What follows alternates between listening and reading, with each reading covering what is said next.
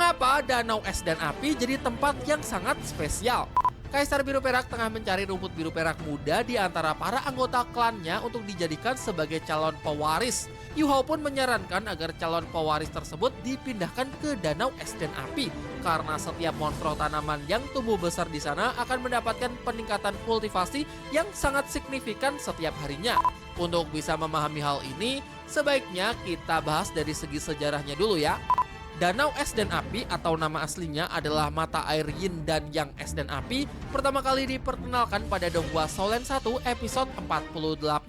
Kala itu, Du Gubo menangkap Tangsan untuk membantunya dalam mengatasi racun dari roh pelindungnya yang menggerogoti tubuhnya sendiri. Tangsan meminta beberapa bahan obat anti racun dan Du Gubo pun membawanya ke surganya tanaman obat langka. Ditinjau dari lokasinya, mata air Yin Yang Es dan Api terletak di hutan matahari terbenam di wilayah Kekaisaran Tiandou.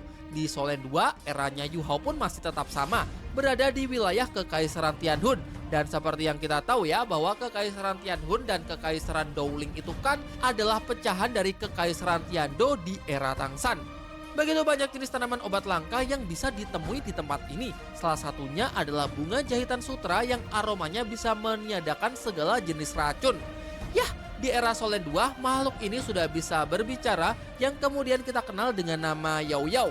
Selain itu, ada juga tanaman rumput es misterius segi 8, ubi jalarnya Ho Yu Hao, dan aprikot halus neraka, monster roh api yang sempat Yu Hao lawan saat pertama kali menginjakkan kakinya di tempat ini.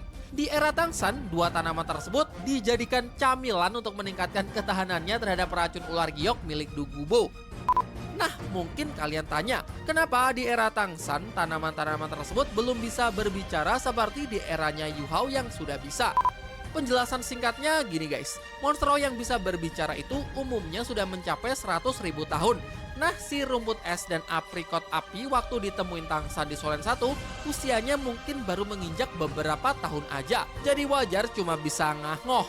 Nah, kemudian memasuki era Shaolin 2, time skip 10.000 tahun. Jadi tanaman-tanaman tersebut usianya juga sudah mencapai 10.000 tahun juga. Tapi kalau cuma 10k, lalu kenapa bisa berbicara dan dikatakan setara dengan monstro 100.000 tahun? Nah, disitulah letak spesialnya tempat ini.